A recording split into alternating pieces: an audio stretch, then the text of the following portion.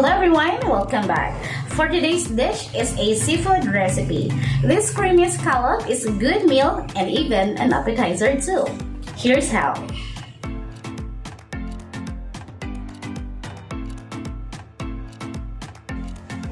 We have here our scallops. So hinugasan ko na po ito. Transfer lang po natin sa medyo malaking lagayan. Then later, I drizzle po natin ito ng magka-partner na salt and pepper.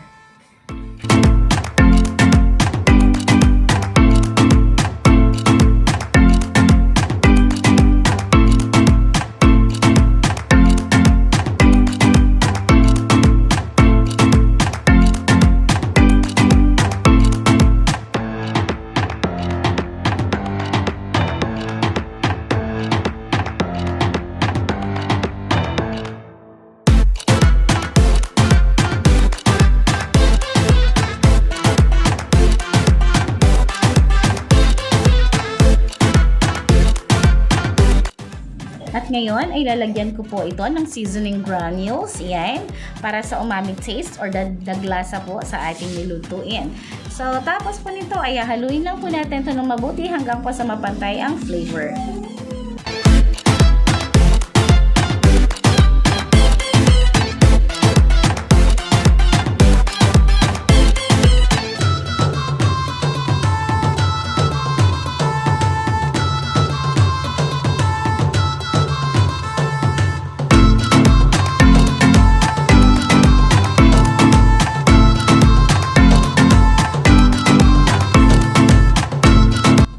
Meron po ako ditong kalahating piraso po ng ating lemon. So this is an accompaniment to a fish at saka chicken. Pampatanggal din po kasi ito ng lansa. And of course, it also provides a light and fresh flavor sa ating mga lulutuin.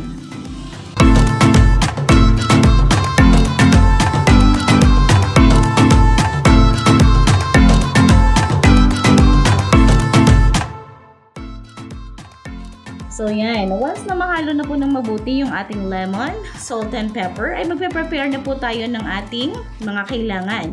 So meron din po tayo ditong 1 tablespoon of our butter. Tapos, isang peraso din po ng ating chili, green chili yan. And then, 1 spoon of our garlic flakes. At saka, meron din po tayong 1 cup of Nestle cream.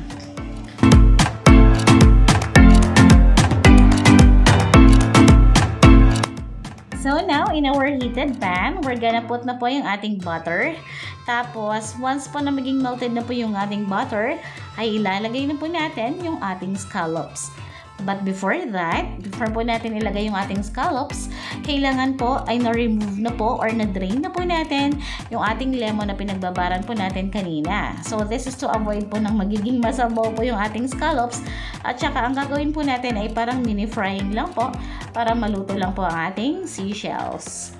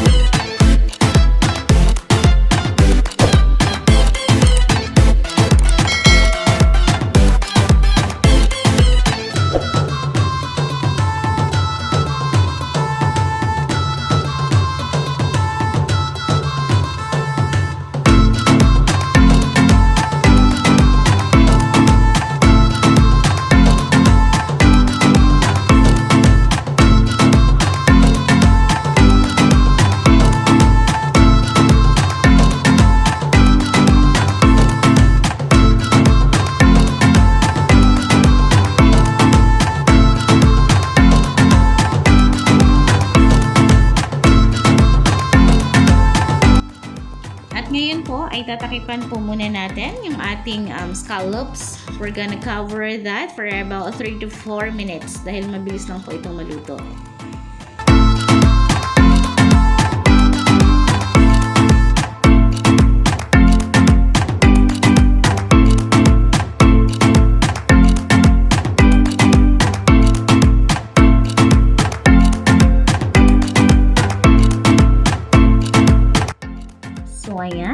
na po yung ating scallops. At kung napapansin niyo po ay wala na po yung kanyang pinaka water kanina or yung pinaka sabaw niya.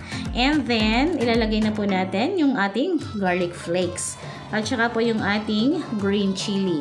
After this, ilalagay na din po natin yung ating Nestle cream.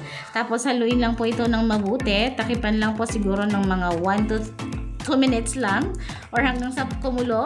Tapos pwede niyo pong lagyan ito ng oyster sauce, pampadagdag lasa. At saka yung mayroon po siyang konting sweetness. Tapos ready to serve na po.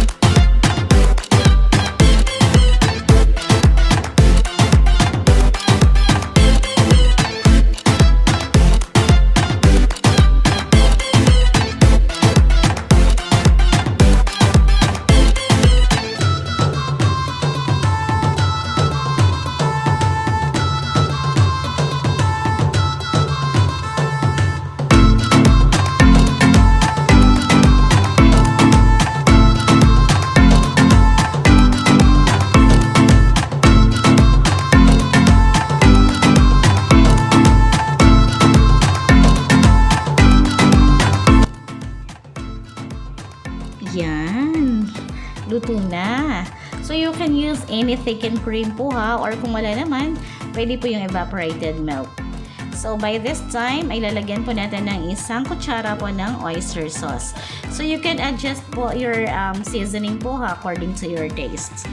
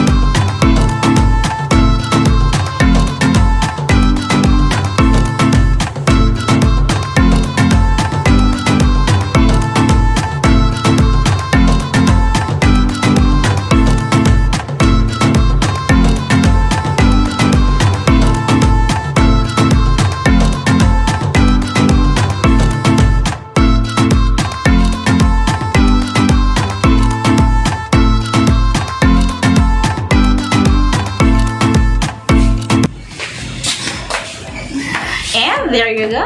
Our creamy garlic scallops is already done. Hope ay na-enjoy niyo po ang our delicious meal for today.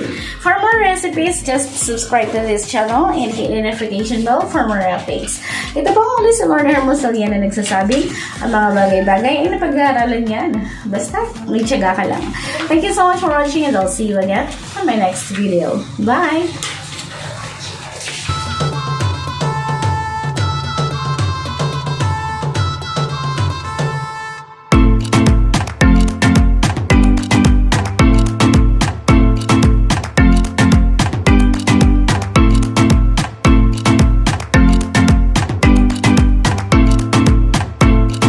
Guys, please do support my channel dahil ang 50% po nakikitain ng channel na ito ay ibibigay ko po sa school para po sa handwashing facility po ng aming paaralan.